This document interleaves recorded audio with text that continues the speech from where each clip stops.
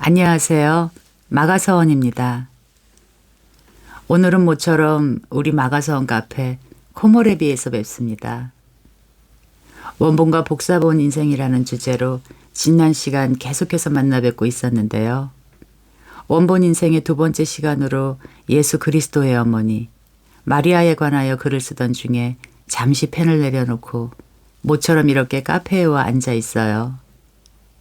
네, 지금 꼭 들려드리고 싶은 간증 이야기가 생겼거든요. 지난 2024년 저희 마가서원 창립 예배의 이야기가 들어있는 본질에 붙들리면 비본질에서 노연한다 편에서 함께 나눈 찬양 비준비하시니와 얽힌 간증 이야기 기억하시죠? 사실 시편 147편 말씀이 모태가 된 찬양 비준비하시니와 관련된 간증은 지난 2022년 겨울 11월에서부터였습니다.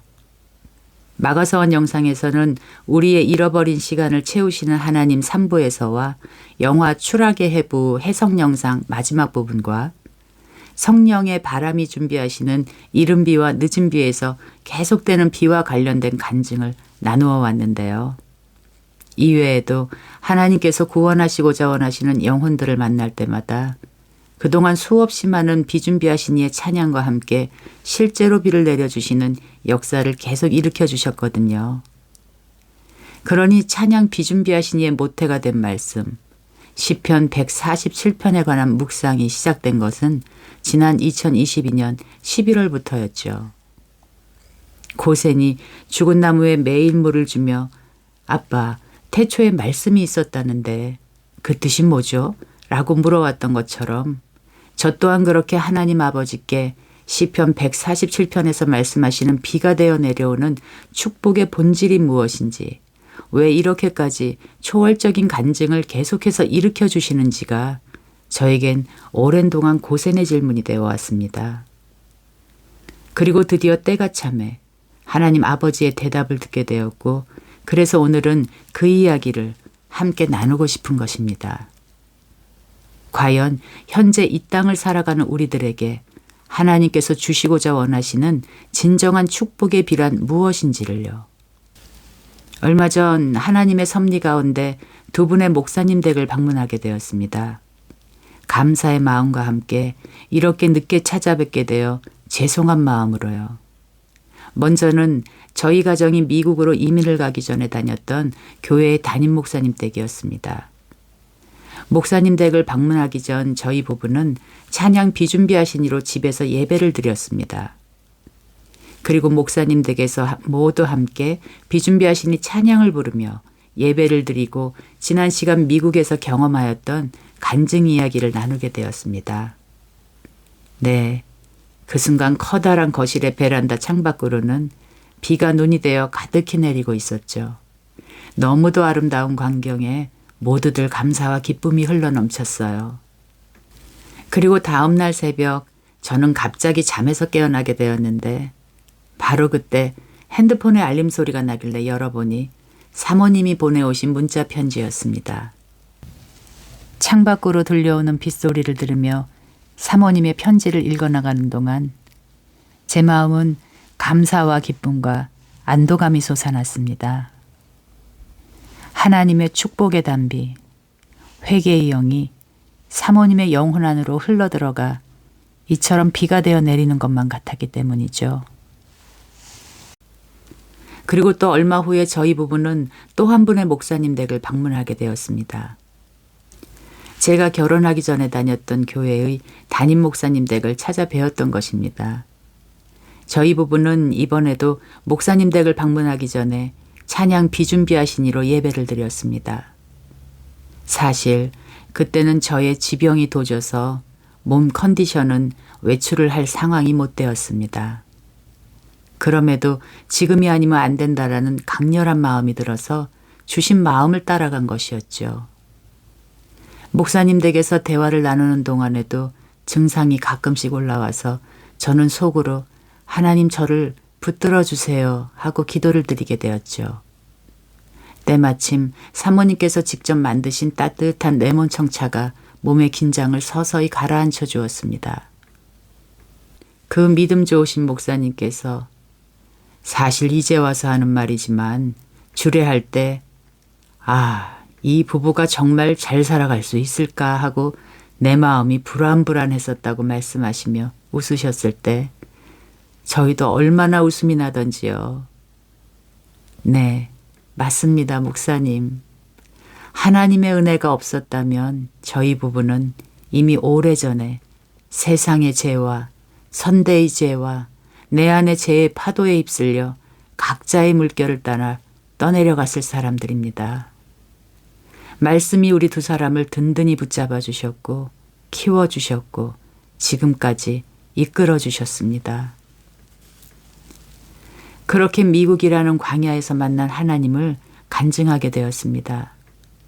행복한 만남을 마치고 아파트 지하 주차장을 빠져나오는데 툭툭 빗방울들이 차의 전면 유리창 위로 떨어지기 시작하더니 이내 비가 되어 내리기 시작했습니다.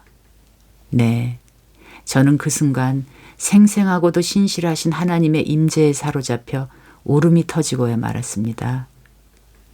자기를 비우신 예수님, 자기를 비우고 이 땅에서 종으로 살다가 십자가 위에서 당신의 뜨거운 피를 다 쏟아내신 예수님 덕분에 이렇게 하나님과 소통이 되어졌기에 자기를 비우신 예수님, 이 말씀이 그대로 제 영혼에 임재하였던 것입니다. 제 인생에서 잊지 못할 강렬하고도 특별한 영적 은혜의 순간이었죠. 왜 꼭 오늘이어야만 했었는지 그 순간 알게 되었어요.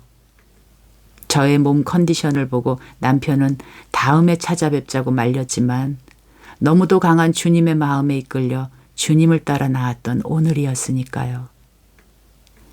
말씀이 현실이 되는 영적 체험을 통해 주님을 더 깊이 만날 수 있는 길은 오직 주님의 음성을 따라가는 순종밖에는 없습니다. 그렇기에 좁은 길만이 유일한 그리고 영원히 안전하고도 확실한 길이 되는 것이고요.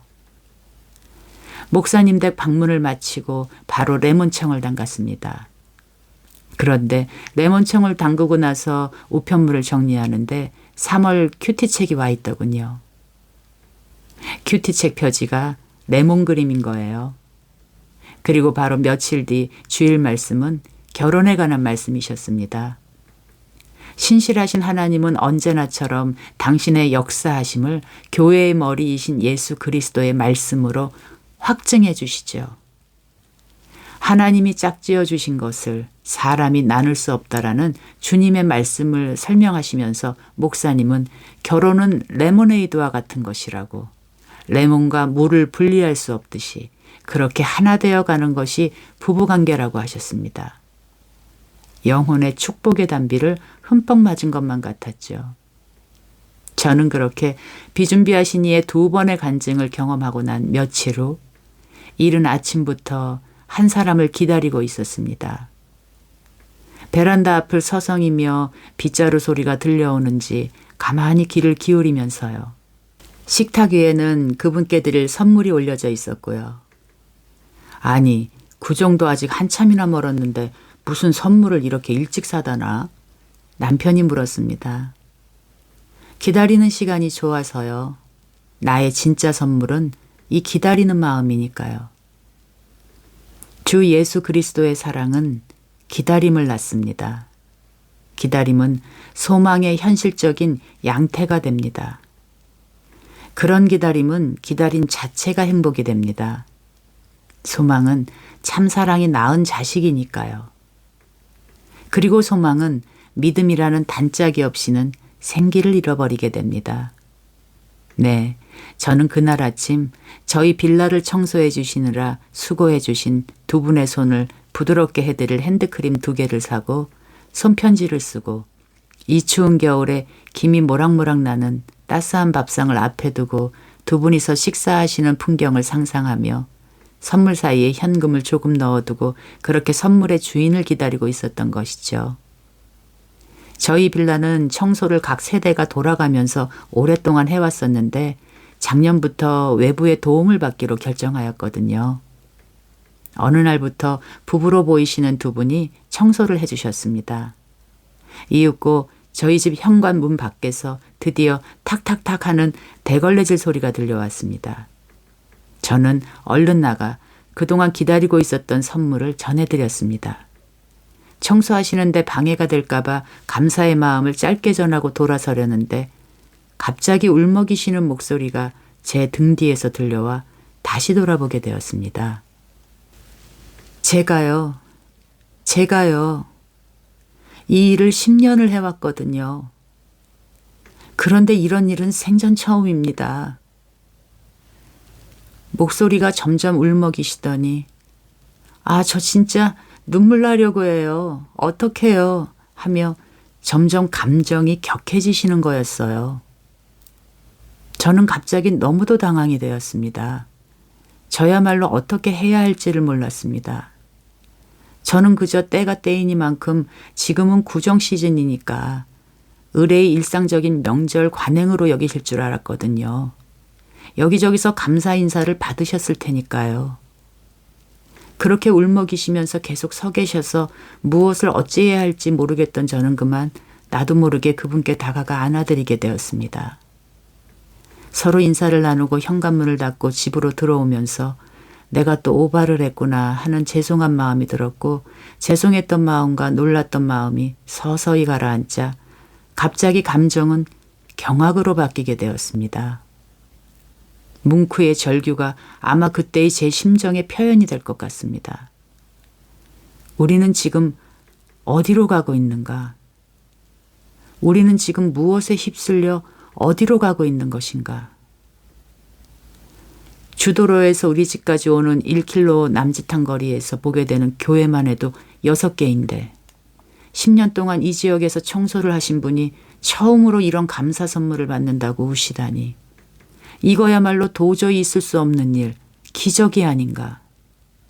우리들이 만들어낸 기적은 공포 그 자체였습니다. 하나님 아버지께서 일으켜주시는 기적은 어둠을 뚫고 들어오시는 한 줄기 빛이 되는데 우리가 만들어내는 기적은 빛을 덮어버리는 깜깜한 어둠이 주는 공포 그 자체였던 것입니다. 우리는 지금 어떻게 살고 있는 것인가? 무엇에 의해 어떻게 사라지고 있는 것인가? 저는 시대에 대한 공포스러운 전율에 가슴이 쿵하고 울렸습니다. 바로 그때였습니다. 성령님의 임재의 음성이 들려왔어요. 내가 그동안 물어왔던 질문에 대한 답을 오늘 너는 본 것이다. 눈물. 방금 전 내가 보았던 바로 그 눈물이 이 땅 위로 떨어지길 원하며 내가 하늘에서 준비하고 있는 축복의 비다. 뜻이 하늘에서 이루어진 것 같이 땅에서도 이루어지소서라고 기도했던 내 아들의 기도의 응답이 바로 이 비란 말이다. 시편 147편의 축복의 진정한 의미를 바로 그 순간 깨닫게 된 것입니다. 그건 바로 내가 방금 전에 아주머니의 얼굴에서 보았던 눈물과 감사의 고백이 이 땅의 여기저기에서 떨어지는 빗방울이 되어 강물처럼 흘러 넘치는 것이었습니다. 성령의 바람이 준비하시는 이른 비와 늦은 비 편에서 말씀드렸듯이 말씀을 거울로 삼아 회개의 영을 받을 때 하나님의 임재인 성령의 부어짐이 그때 일어나며 그리스도 영과의 접촉이 일어나게 됩니다. 그러므로 진정한 축복은 having, 소유가 아니며 doing, 행위가 아니며 being, 존재라고 말씀드렸죠. 이러한 영적 접촉의 복을 알게 된 존재는 회개의 선순환을 통하여 날마다 존재가 변화되어 갑니다. 하나님의 형상, 즉 신적 성품으로 변화해 가는 것이죠. 그러므로 열매를 보면 이러한 존재가 내가 되어졌는지 알 수가 있는 것입니다. 열매란 현실이죠. 보이는 세계입니다. 우리의 일상입니다. 바람이 부는 것은 나뭇가지가 흔들리는 것으로 바람의 존재가 증명되는 것과 마찬가지인 것이죠.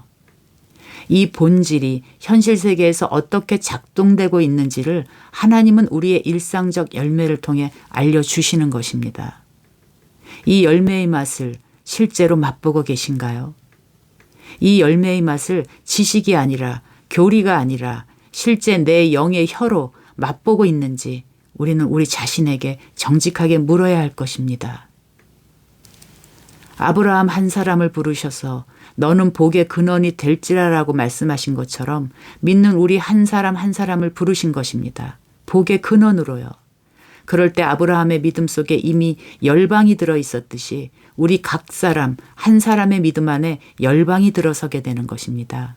그래서 아브라함의 여정은 자아가 죽어가는 좁은 길의 여정이 되는 것이죠. 세상에 속고 사람들에게 속고 자기 자신에게 속고 무엇보다 사단에게 속아온 거짓 자아가 십자가에서 주님과 함께 죽을 때 우리에게 주님의 음성이 들리게 되며 우리는 복의 근원과 하나가 되어 이 땅에서 축복의 근원적 존재로 살아가게 됩니다. 그러므로 진정한 축복은 바로 이 눈물, 타인이 지옥이라고 천명하는 세상 철학의 현실을 이기고 타인의 눈에 이 축복의 비의 눈물이 흘러내리게 하는 삶을 살아가게 된 사람으로 거듭나게 된 것이 진정한 축복인 것입니다. 나를 통하여 사랑의 하나님 나라가 퍼져나가는 것, 하나님 나라가 확장되어가는 바로 그곳이 열방이 되는 것이니까요. 저는 지금 사회운동을 하자는 것이 아닙니다. 우리 모두 구정 때마다 주위에 고마운 사람들에게 선물을 준비합시다라고 사회운동을 하고자 하는 것이 아닙니다. 그거보다는 좀 더 깊은 의미의 이야기를 나누고 싶은 것입니다. 우리의 표면적인 행위보다 더 중요한 것은 그 행위가 어디로부터 기인이 되었는가가 더 중요한 문제이기 때문이죠. 믿음은 말씀에 대한 순종이 들어있어야 믿음이 됩니다. 자기 만족을 위한 봉사가 아니라 주님의 음성을 듣고 그 음성을 따라가는 순종이 들어있는 행위가 말씀으로부터 기인된, 즉 말씀은 하나님이시니 하나님 아버지로부터 기인된 행위가 되는 것입니다. 주님은 내 양은 내 음성을 들으며 나는 저희를 알며 저희는 나를 따른다라고 말씀하셨죠. 이것이 야고보서에서 말한 구원을 얻는 행위가 되는 것입니다. 무엇으로부터 기인이 되었나가 그러므로 참으로 중요합니다. 지금 여기에서 내가 마시고 있는 물이 그 샘물의 근원지가 어디로부터 흘러나온 물인가 하는 것이 참으로 중요하다는 것입니다. 주님이 근원지 되시는 샘물만이 생명수이기 때문이죠. 주님의 양은 주님의 음성을 듣게 되며 그 음성을 따라 살아가게 됩니다. 따라 산다는 것은 주님의 인생과 닮아가게 된다는 것이죠. 현실의 내 삶의 이야기로서요. 인격적으로 주님을 만나 영적인 귀가 열린 사람, 마음의 귀가 열린 사람은 주님의 음성을 듣게 됩니다. 내가 주님과 인격적인 만남으로 거듭난 영혼인지 아닌지는 주님의 말씀처럼 삶의 열매로 알 수가 있는 것이죠. 즉 일상성의 열매로 알 수가 있다는 것입니다. 위에서 말씀드린 바로 그 눈물, 이 땅에 하나님 아버지께서 내리기 원하시는 축복의 비를 타인의 눈 속에서 흘러내리게 하는 십자가적 사랑, 우리의 물의 근원지는 바로 이 십자가 사랑인 것이니까요. 이 십자가적 사랑의 샘의 근원이 터진 사람은 사도 바울처럼 외치게 됩니다. 이젠 내가 사는 것이 아니요 내 안에 그리스도가 산다라고요. 저도 그날 아침 기다림 속에서 사도 바울 선배님과 같은 고백을 올리고 있었거든요.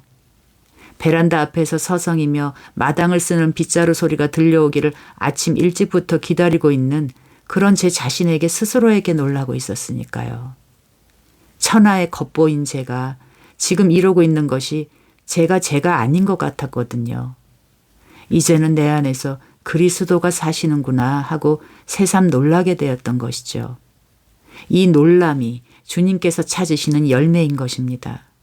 열매를 보면 그 근원인 나무를 안다고 하셨을 때 주님께서 찾으시는 열매는 오직 이 십자가적 사랑의 열매인 것입니다. 왜냐하면 십자가가 있는 곳에 하나님 아버지께서 함께 하시기 때문이죠. 십자가 위에서 죽은 당신의 아들을 끝내는 살려내시는 하나님 아버지의 사랑의 능력이 오직 십자가적 사랑의 길을 가는 자들과만 함께 하시기 때문이죠. 그렇기에 우리가 예수 그리스도와 그의 아버지 하나님을 아는 참 지식에 도달하는 길은 오직 이 십자가적 사랑의 섬김 외에는 없습니다. 십자가 위에서 흘리신 예수 그리스도의 보혈의 혈맥을 따라 살아가는 사람의 길은 그렇게 점점 좁아지게 되어 있습니다. 점점 더 길이 협착해지게 되어 있습니다. 이것이 현실에서 실감되고 작동되어지고 있는 것이 주님이 바라시는 열매인 것입니다. 그 외에 나머지는 헛된 지식이요 맹신적 지식인 것입니다. 우리 영혼에 해악을 끼치는 지식이요 해로운 믿음이 되는 것입니다. 결국에는 교만을 낳는 믿음이기 때문이죠. 내 안에 그리스도가 사시는구나. 이 고백이 교리적 고백이 아니라 삶의 십자가적 행함으로 그 행함이 십자가적 사랑이 되는 타자와의 연합 안에서의 고백인 것인지를 정직하게 성령님의 진리 안에서 우리는 조명받아야만 합니다. 하나님의 능력은 십자가 사랑의 능력이시기 때문이죠. 내게 이르시기를 내 은혜가 내게 족하도다. 이는 내 능력이 약한 데서 온전하여짐이라 하신지라. 그러므로 도리어 크게 기뻐함으로 나의 여러 약한 것들에 대하여 자랑하리니 이는 그리스도의 능력으로 내게 머물게 하려 함이라. 사실 제가 그날 아침 이제는 내가 사는 것이 아니라 내 안에 그리스도가 산다라고 놀랐던 것은 저의 건강에 다시 빨간불이 켜져서 그때는 누워있고만 싶은 심정이 되었었거든요. 이런 몸 상태이다 보니 가슴을 설레이며 베란다 앞을 서성이는 제 자신 안에 있는 또 다른 생명의 힘, 눈에 보이지 아니하시는 내 안의 성령님의 실존을 더 선명하게 느끼게 된 것이죠. 사도 바울 선배님의 고백처럼 우리가 약한 것을 자랑할 수 있는 이유는 오직 이 그리스도의 능력, 십자가 사랑의 능력이 우리의 약함 때문에 더 선명하게 드러나게 되기 때문입니다. 너희가 말과 혀로만 사랑하지 말고 오직 행함과 진실함으로 하라고 하신 주님의 말씀은 십자가 위에서 당신의 뜨거운 피를 다 쏟아내신 본을 보여주신 그 진실과 그 행함이십니다. 믿음은 그분의 이 말씀이 내 삶에서 순종을 통해 작동될 때 참 믿음이 되는 것입니다. 이것은 십자가의 고통을 수반합니다. 자아의 죽음을 수반합니다. 그러나 그 고통이 기쁨이 되는 이유는 참 생명을 낳게 되기 때문입니다. 참 생명이란 주님의 생명인 것이죠.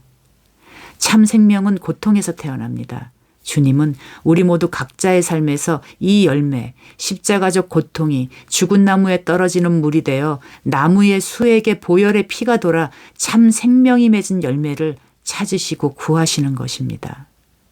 이것만이 주님으로부터 기인된 열매이기 때문인 것이죠.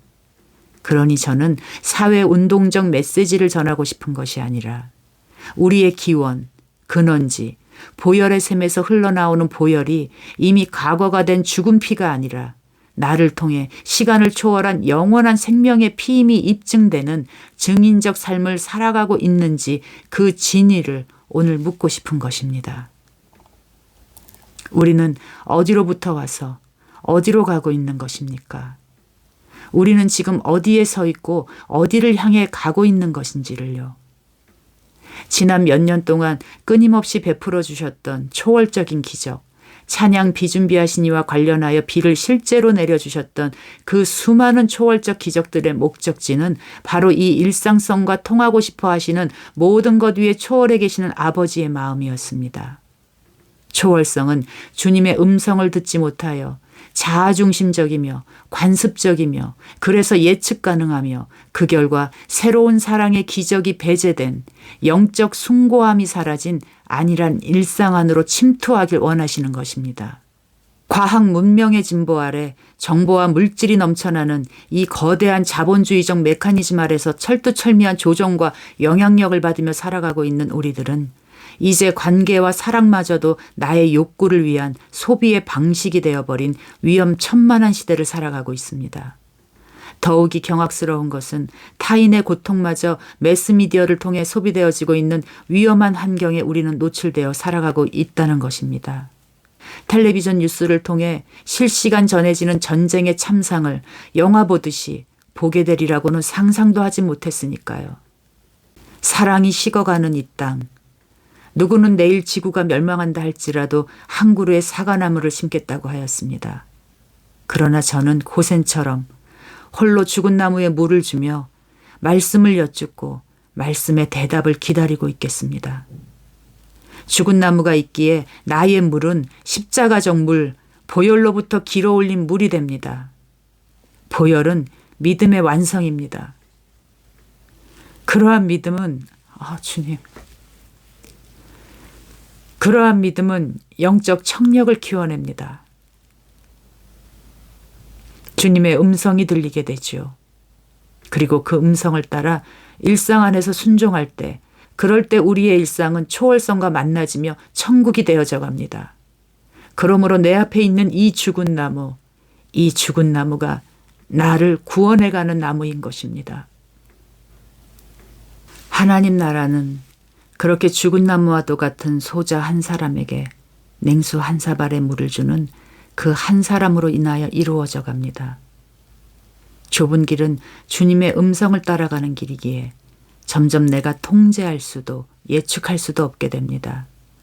오직 한 치 앞도 모르겠는 주님의 음성만이 나를 이끌어갈 뿐입니다. 그 음성 안에 세상은 모를 평강이, 기쁨이, 안식이, 참 사랑이 들어 있습니다. 그 음성은 거짓의 사슬에 매여 있는 우리의 자아를 죽어가게 하는 음성이시니까요. 그렇게 이 시편 147편에 하나님 아버지께서 준비하시는 비는 모든 상심한 마음을 고치시며 상처를 싸매어 주시는 비인 것입니다. 우리가 보기에는 다 똑같이 생긴 별 같은데 아버지 하나님은 그 하나하나에 이름을 붙이시는 사랑스러우신 분입니다. 그런 분이 이 거친 세상을, 이 죄악된 세상을 살아가야만 하는 한 사람 한 사람을 싸매어 주시고 붙들어 주시고 위로해 주시기를 원하며 그의 눈에서 하나님 아버지께서 준비해 두신 행복의 눈물이 흘러내리는 것이 아버지 하나님이 준비해 주신 비의 최종 종착지였던 것입니다. 그럴 때 그 회복의 통로가 된 사람은 아브라함의 복, 너는 복의 근원이 될지라라는 말씀이 응하게 되는 것입니다. 우리를 이 아브라함의 믿음으로 부르신 이유가 바로 여기에 있는 것입니다. 나 한 사람의 순종에 하나님의 나라가, 열방이 이러한 방식 아래서 확장되어 가고 있는 것입니다. 바로 십자가적 사랑의 방식, 하나님 아버지와 아들이 성령님과 함께 이룬 그 방식 말이죠. 이야기는 다시 아주머니와의 만남 직후로 돌아갑니다. 저는 성령 하나님의 강력한 임재에 휩싸여 한동안 그렇게 거실에 서 있었죠.